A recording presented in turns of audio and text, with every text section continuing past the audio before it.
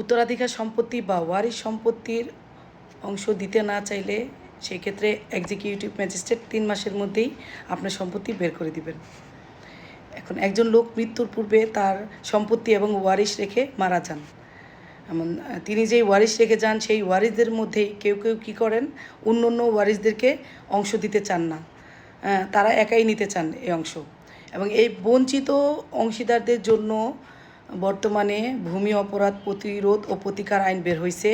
এখানে বলা হয়েছে যে পৈতৃক সূত্রে প্রাপ্ত সম্পত্তি যদি কোনো ওয়ারিশ অন্য অন্য ওয়ারিশদের না দিতে চায়, সেই ক্ষেত্রে যারা ওয়ারিশের অংশ পেল না, এই বঞ্চিতরা বা সংক্ষুব্ধরা কী করবে, সরাসরি জেলা ম্যাজিস্ট্রেট বা নির্বাহী ম্যাজিস্ট্রেট গিয়ে একটা আবেদন করবেন।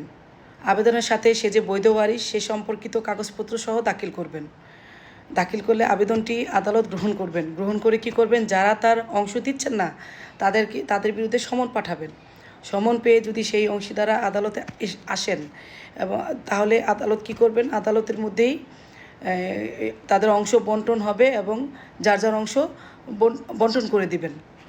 আর যদি সমন পেয়ে তারা না আসে, সেই ক্ষেত্রে ম্যাজিস্ট্রেট কী করবেন, নির্বাহী ম্যাজিস্ট্রেট সরজমিনে সেই জায়গায় চলে যাবেন। জায়গায় চলে গিয়ে সমস্ত যে সম্পদের অংশ ভাগ করবেন, ওখানেই বন্টন হবে এবং বঞ্চিত যে অংশীদারকে আপনি সম্পদ দিচ্ছেন না তার অংশ তাকে বুঝিয়ে দেওয়া হবে। আচ্ছা, এখন আপনি আবেদন করার পর যদি দেখেন যে জেলা ম্যাজিস্ট্রেট বা নির্বাহী ম্যাজিস্ট্রেট আপনার আবেদনের তেমন কোনো পদক্ষেপ নিচ্ছেন না, গুরুত্ব দিচ্ছেন না, সেই ক্ষেত্রে আপনি কি করতে পারবেন, আপনি ওই এই আদালতের এগেইনস্টে আপনি হাইকোর্ট যেয়ে রিট করতে পারবেন।